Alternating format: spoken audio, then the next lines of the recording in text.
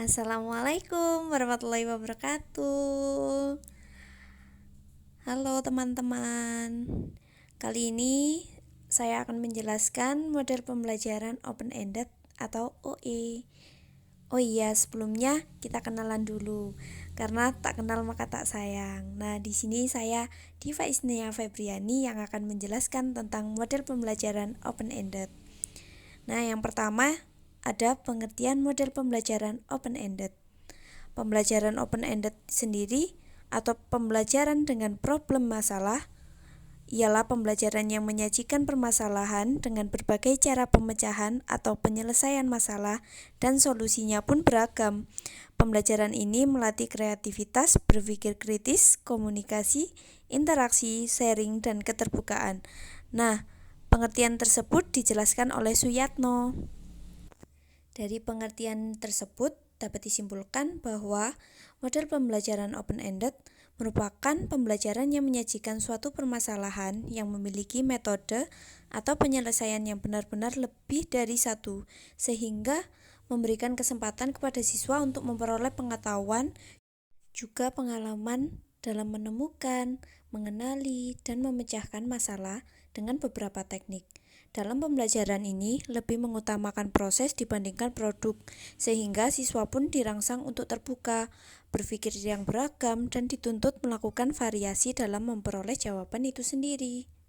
Selanjutnya yang kedua yaitu tujuan model pembelajaran open-ended. Nah, di sini tujuannya dibagi 3. Yang pertama yaitu saling bertukar pikiran dengan siswa lain mengenai metode pemecahan masalah yang digunakan masing-masing siswa. Nah, di sini diharapkan dalam setiap pemecahan masalah, siswa mampu saling bertukar pikiran dengan siswa yang lainnya. Yang kedua, membandingkan dan menguji beberapa gagasan yang berbeda. Nah, di sini dapat disimpulkan bahwa jika dua orang siswa memiliki gagasan yang berbeda, maka hasil akhir yang mereka dapatkan juga berbeda. Nah, di situ kita dapat membandingkan hasil akhir dari kedua siswa tersebut yang memiliki gagasan yang berbeda. Yang terakhir yaitu memodifikasi atau mengembangkan gagasan-gagasan yang ada.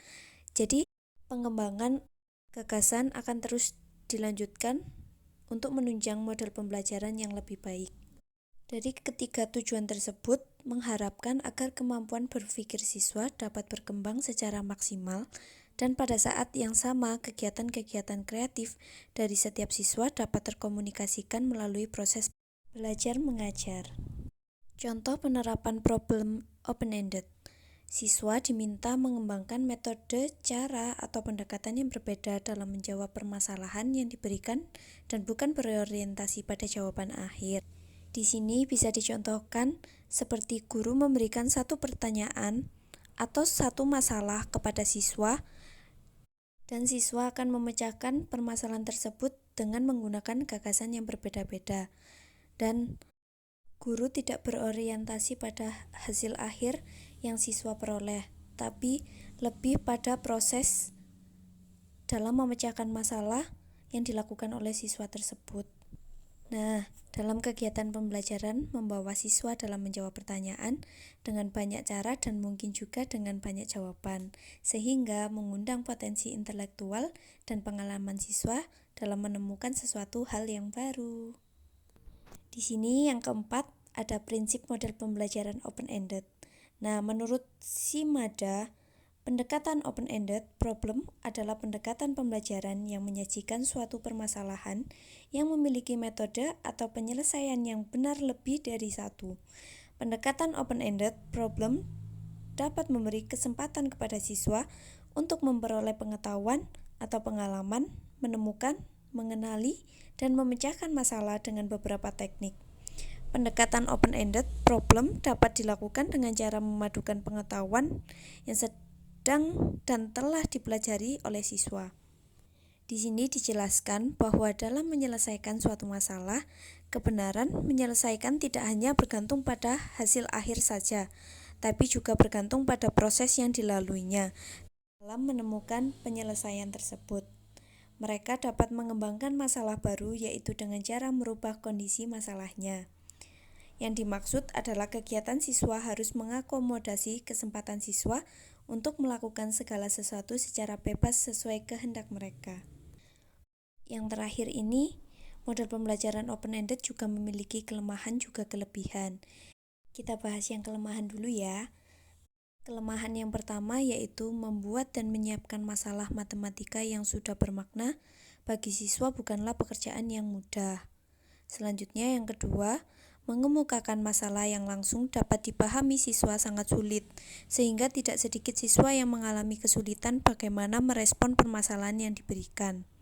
Yang ketiga, siswa dengan kemampuan tinggi bisa merasa ragu atau mencemaskan jawaban mereka.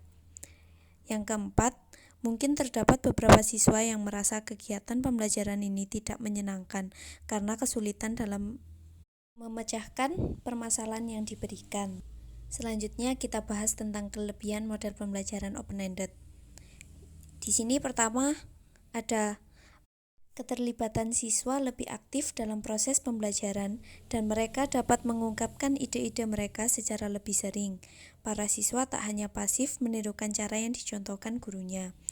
Yang kedua, para siswa mempunyai kesempatan yang lebih dalam menggunakan pengetahuan dan keterampilan matematika mereka secara menyeluruh. Mereka terlibat lebih aktif dalam menggunakan potensi pengetahuan dan keterampilan yang sudah dimiliki sebelumnya. Yang ketiga, setiap siswa dapat menjawab permasalahan dengan caranya sendiri. Ini artinya tiap kreativitas siswa dapat diterapkan. Yang keempat, pembelajaran dengan menggunakan open-ended problems semacam ini memberikan pengalaman nyata bagi siswa dalam proses bernalar. Dan yang terakhir, ada banyak pengalaman yang sangat berharga yang akan didapatkan siswa dalam bentuk kepuasan dalam proses penemuan jawaban dan juga mendapat pengakuan dari siswa-siswi lainnya. Sekian penjelasan tentang model pembelajaran open-ended yang bisa saya sampaikan. Terima kasih. Wassalamualaikum warahmatullahi wabarakatuh. Sampai jumpa kembali.